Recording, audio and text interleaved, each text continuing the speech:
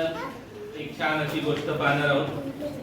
गोष्टीचं नाव आहे मजेशीर कोळ्या. खूप खूप वर्षापूर्वीची गोष्ट आहे. एक छोटस जंगल होत. त्या जंगलामध्ये ठेंगू लोक राहायचे. ठेंगू म्हणजे कसे, एकदम एवढे एवढेसे. आपला जो अंगठा आहे, या अंगठ्याचे एवढे उंच होते, ते जास्त उंच नव्हते. आणि त्यांची नावं पण एकदम छोटी छोटी होती. काहींचं नाव होतं चंदू, तीनू, चंपू. अजून सांगा तुम्ही दोन अक्षरी नावं. नंदू, गप्पू, चप्पू, चिंगी, मिंगी. अशी वेगवेगळी पण छोटी छोटी नावं होती. त्यांचं एक छोटस गावच होतं. एकदा काय झालं, त्यांच्या त्या जंगलाची सगळी जागा कुणीतरी विकत घेतली. आणि त्या माणसाने काय ठरवलं, तिथे त्याच्यासाठी तो काय करणार, सुंदर असं घर बनवणार. मग आता घर बनवायचं म्हणजे कोण येणार तिथे राहायला? कामगार लोक येणार, मिस्त्री येणार, बरोबर आहे. सिमेंट वाले येणार, लाकडं कापणारे येणार, सिमेंट भरणारे येणार, त्यांच्या बायका येणार, त्यांची पोरं येणार, आहे की नाही. आपण बिल्डिंग बांधताना बघतो की नाही, तसं मग काय केलं, त्यांच्यासाठी तात्पुरती घरं बांधली, टेम्पररी घरं पत्र्याची. आणि मग काय झालं, सगळ्या ठेंगूंना ती जागा काय झाली, सोडावी लागली. आणि त्यांना वेळ सुद्धा नाही मिळाला. मग त्याच्यामध्ये सस्यांनी ते जंगल सोडलं, चिमण्यांनी ते जंगल सोडलं, उंदरांनी गाईने सगळं सोडून दिलं. चिमण्या कुठे गेल्या, दुसऱ्या जंगलामध्ये उडून गेल्या. ससे बाजूलाच एक डोंगर होता, त्या डोंगराकडे गेले. उंदरांनी असं ठरवलं की जोपर्यंत त्या माणसाचं घर बांधून होत नाही, तोपर्यंत काय आपण इथून जायची गरज नाही. का बरं सांगा? कारण जर ते कामगार तिथे राहायला आले तर ते जेवण बनवणारच, धान्य आणणारच, चपात्या, भाकरी, ज्वारी, बाजरी, वेगवेगळे पदार्थ बनवणार. आणि त्यांचं जे काही धान्य, शिळ वगैरे ते पडणारच आजूबाजूला, मग ते आपल्याला खायला मिळेल. त्याच्यामुळे आपण काही इथून जायची गरज नाही. मग ते काय झाले, तिथेच कुठेतरी आजूबाजूला लपून बसले. कारण त्यांना माहित होतं की त्या कामगारांच्या घराच्या इकडे काहीतरी खायला मिळेलच. आता पुढे काय करायचं, ठेंगू टेन्शन मध्ये. कारण त्यांचं घर तर आता गाव तुटून गेलं, कोणीतरी माणसाने विकत घेतलं. मग सगळ्या जणांची मीटिंग बसली, एकत्र बसले. आणि त्यांचा जो नेता होता, नेता म्हणजे कोण, प्रमुख, तो काय बोलला, आपण सगळेजण आपल्या नातेवाईकांकडे जाऊया. कुठे जाऊया? म्हणजे त्यांचे अजून ठेंगू लोक होते. आणि ते कुठे राहायचे, इच्छापूर्तीच्या रानामध्ये. कुठे राहायचे? इच्छापूर्तीच्या रानामध्ये.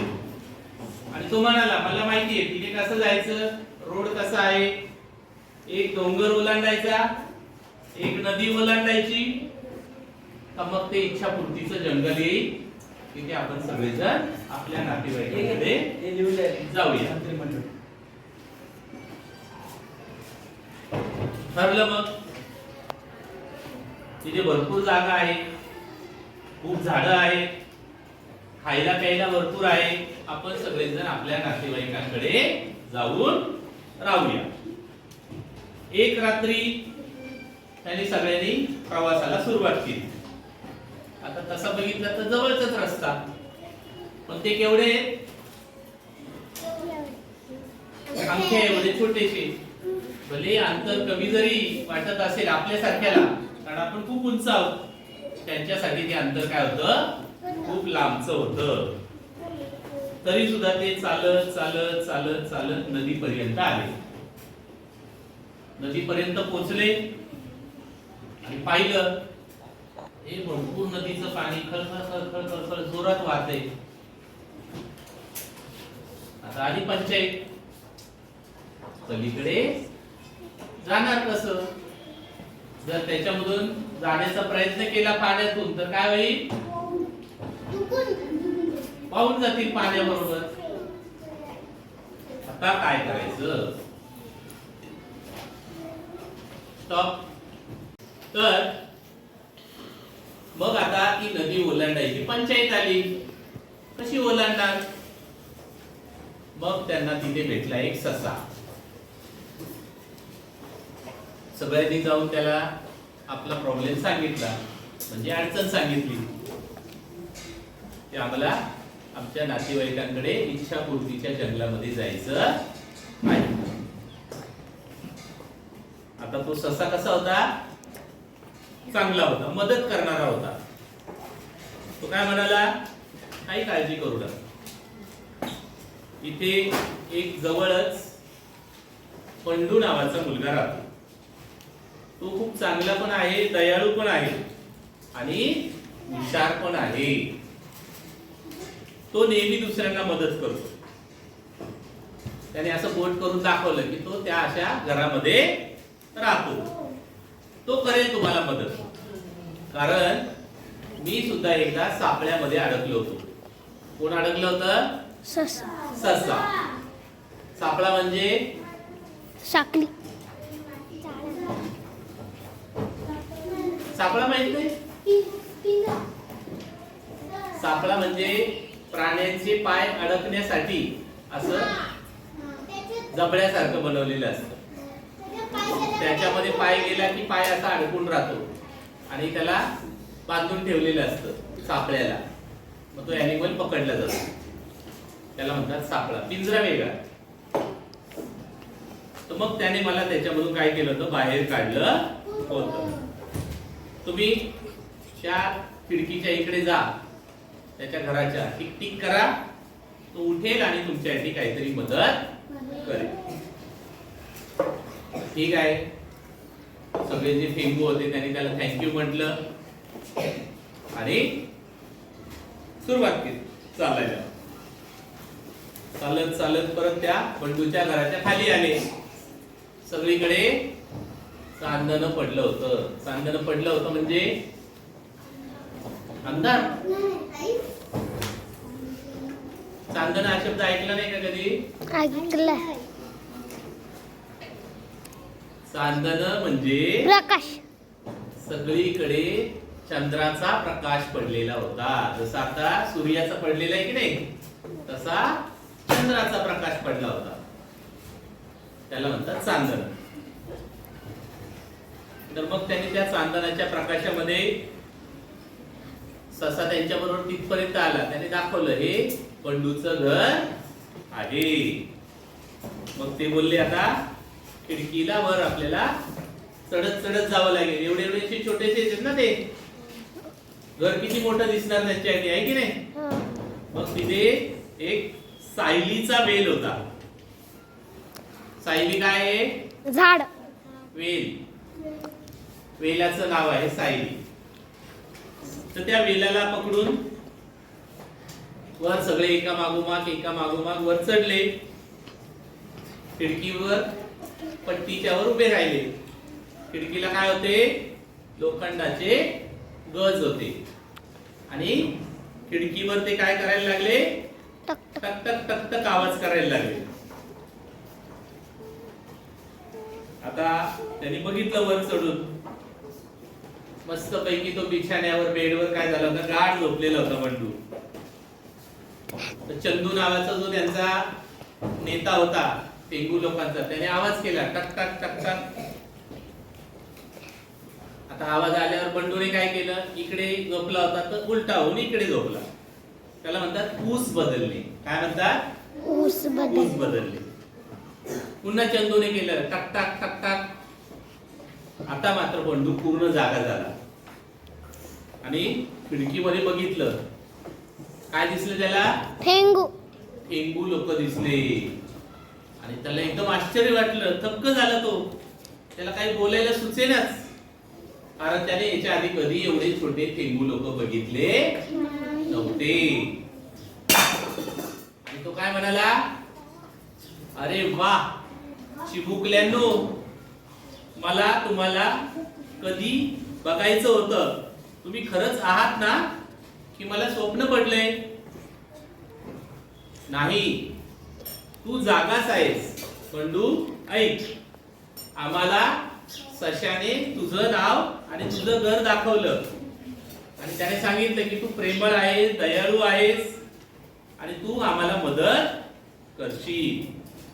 आणि मग त्यांनी सगळं घडलेलं सांगितलं की कसं त्यांना जंगलामधून त्यांचं घर सोडावं लागलं, कोणीतरी त्यांची जागा विकत घेतली, मग नदीपर्यंत ते प्रवास करत आले आणि आता नदी ओलांडता येत नाही, तर आम्हाला नदीच्या पलीकडच्या इच्छापूर्तीच्या जंगलामध्ये काय करायचे, जायचं आहे. तर तू कशी मदत करशील? आम्हाला उडायला पंख नाहीत, आमच्याजवळ होड्या पण नाहीत, आम्ही नदी पार करू शकलो नाही, तर तू काहीतरी उपाय कर आणि आम्हाला मदत करून नदी पार करायला हेल्प कर.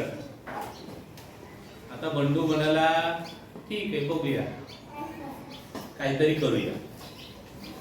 काय करता येईल बरं? थोडा वेळ त्याने विचार केला,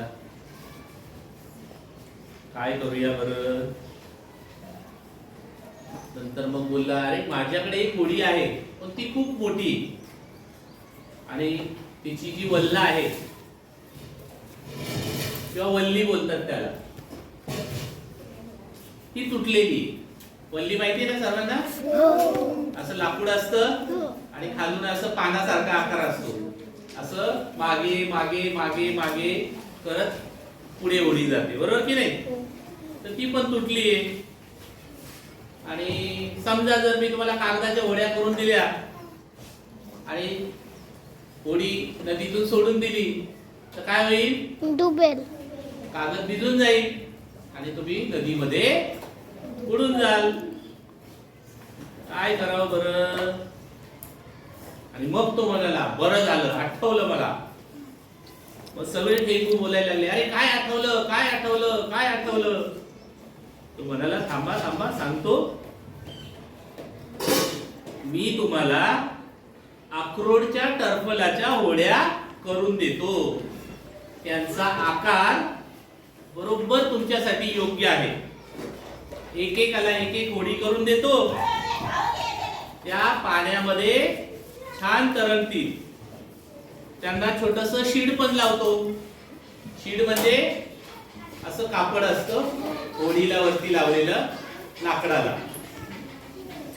आणि मग तुम्ही सगळेजण त्या अक्रोडाच्या होड्यांमधून वाऱ्याबरोबर नदीच्या पलीकडे बरोबर पोचाल. बंडू धावत धावत धावत धावत खाली गेला किचन मध्ये. स्वयंपाकघरातून त्याने 6 मोठे अक्रोड आणले. किती आणले? 6. ते बरोबर नीट मधोमध फोडले. त्याच्या आतमध्ये खाऊ असतो, बघितले का कधी? हा, तो सगळ्यांना खायला दिला. ठेंगू लोकांना, घ्या, सगळ्यांनी खा. आणि मग तो होड्या बनवायला सुरू करू लागला. आणि थोडा वेळ करता करता करता करता एक एक होडी बनवता बनवता प्रत्येकाला डोल काठी बनवली, शीड बनवलं आणि अशा प्रकारे 12 होड्या त्याने तयार केल्या. एका डबीमध्ये आगपेटीच्या काड्या त्याने जमा करून ठेवलेल्या होत्या. त्या टाचणीने टोचल्या, त्याला गोंद म्हणजे फेविकॉल लावला आणि आग काठीला घट्ट चिकटवलं आणि त्याची होडी सुंदर अशी तयार झाली. ठेंगू एकदम थक्क होऊन आश्चर्य करून बघू लागले. बघा, अक्रोडच्या टरफलापासून होड्या सुद्धा बनवता येऊ शकतात. म्हणजे त्यांनी कधी विचार सुद्धा केला नव्हता. पण बंडू काय होता, एकदम हुशार होता. आणि सगळेजण बंडूला होड्या बनवताना छान पैकी बघत होते. आता होडी बनवता बनवता बंडूला काही जणांना असं वाटलं की हा एकटाच काम करतोय, आपण पण काय करूया, त्याला मदत करूया. मग एका ठेंगुने काय केलं, चंपू नावाच्या हाताला गोंद लावला. गोंद म्हणजे फेविकॉल. दुसरा गेला, त्याच्या हाताला परत गम लागला. तो दुसरा गेला, त्याला सोडवायला, तो पण त्याला जाऊन चिकटला. तो गेला तिसरा सोडवायला, तो पण त्याला चिकटला. असं करता करता सगळे एकमेकांना चिकटले. आता सगळेजण मग एकमेकांना चिकटल्यामुळे गोंधळ निर्माण झाला. एवढे एवढेसे छोटे छोटे सगळे चिटकून गेले एकमेकांना. आणि मग जो सोडवायला जायचा तो काय व्हायचा, चिकटायचा. मग शेवटी बंडूने पाण्याने धुवून, हाताने पुसून, कागदाने पुसून त्यांना काय केलं, मोकळं मोकळं केलं. आणि पुढे मग बंडू मग म्हणाला, बघा आता तुमच्या सगळ्या होड्या तयार झाल्या. तुम्ही जण किती आहात, 11 जण. होड्या किती झाल्या, 12. मग एका आणि मग बंडू त्यांना म्हणाला की आता तुमच्या 11 होड्या तयार झाल्या. 12व्या होडीमध्ये तुमचं जास्तीचं सामान ठेवूया आणि ती होडी कशाला बांधूया, 11व्या होडीला बांधूया. मग त्याने एक टोपली घेतली, त्याच्यामध्ये सगळ्या होड्या ठेवल्या. मग ठेंगुंना पण त्या टोपलीमध्ये बसवलं आणि ती टोपली घेऊन कुठे गेला, नदीच्या काठावर. नदीच्या काठावर गेल्यानंतर त्याने ती टोपली बाजूला काढून ठेवली. एकेका ठेंगूला एकेका होडीमध्ये बसवलं आणि एक एक होडी हळूहळू हळू पाण्यामध्ये काय केली, सोडली. आणि हाताने पाणी ढकलून त्या होड्या आतमध्ये तरंगत तरंगत डौलाने पुढे जाऊ लागल्या. सगळे ठेंगू काय झाले, खुश. कारण त्यांना आता काय करणार होतं, नदी पार करायला एकदम आरामशीर मिळणार होतं. त्या चांदण्याच्या प्रकाशामध्ये त्या 12 होड्यांचा जो ताफा होता तो एकदम डौलाने जाताना एकदम सुंदर आणि छान दिसत होता. 11व्या होडीला बांधलेली 12वी होडी दिवसात छान चालली होती. सगळ्या होड्या हळूहळू हळू करत करत करत नदी पार करून पलीकडे पोहोचल्या. ठेंगू त्या नदीच्या पलीकडे पोहोचल्यावर होडीतून उतरले, सामान घेतलं आणि सगळ्यांनी काय केलं, बंडूला बाय केलं म्हणा किंवा त्यांनी हात हलवून त्यांना निरोप दिला. आणि मग इकडून बंडू त्यांना सुद्धा हात हलवून काय करत होता, निरोप देत होता. आणि त्याच्या चेहऱ्यावर समाधान होतं बंडूच्या. कसलं समाधान होतं की मी आज कुणाला तरी मदत केल्यामुळे त्यांचं काम काय झालेलं आहे, सोपं झालेलं आहे. नाहीतर त्यांना नदी ओलांडता आली नसती. आणि अशा प्रकारे मग तो मनातल्या मनात म्हणाला की एक दिवस तुम्हाला सगळ्यांना भेटण्यासाठी इच्छापूर्तीच्या जंगलामध्ये अवश्य येईल. अशी सुंदर गोष्ट निर्मला मोने यांनी लिहिलेली आहे. कळली सर्वांना? Very good. क्लॅप करा सर्वांनी.